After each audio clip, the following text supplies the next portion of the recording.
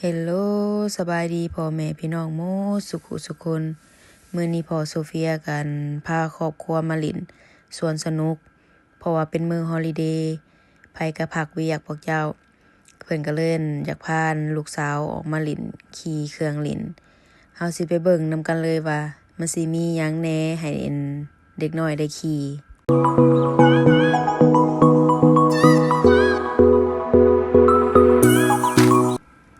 หลังจากกันค่อยหาบ่อนจอดรถแล้วแล้วก็สิพากันย่างเข้าไปเลยเพราะว่าบ่อนจอดรถกับหม้องเล่นนี่ใกล้กันเติบพวกเจ้าเอ้ยแต่เขาก็มีเซอร์วิสหั้นนะแบบว่าเอารถบัสมาท่ารับเอาแต่พวกข้อยบ่ท่าเพราะว่ามันดนแล้วก็คนก็หลายอีกย่างเข้ามาน้อยนึงก็บ่ได้เป็นหยังพวกเจ้าก็บ่ได้ใกล้หลายปานใดหั้นนะก็เลยว่าพากันย่างเอา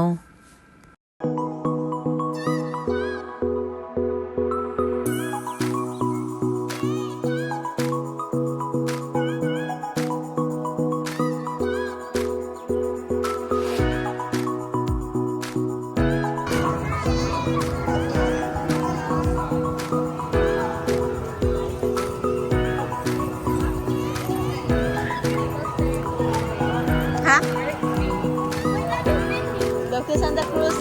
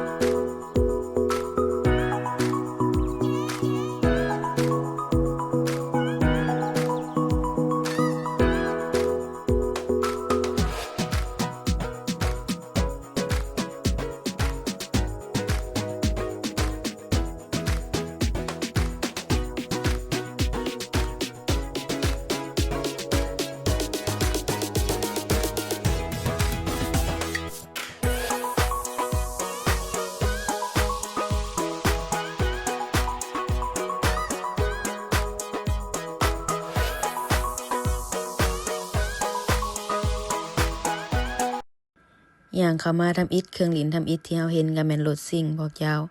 เป็นรถไฟฟ้ารถซิ่งตามกันหั่นนะลูกสาวข้อยเพิ่นก็เลยอยากเล่นก็เลยว่าพากันไปเรียนคิวว่าสิไปเล่นบัดสุดท้ายเล่นบ่ได้เพราะว่าลูกสาวข้อยเพิ่นยังสูงบ่พอหั่นนะ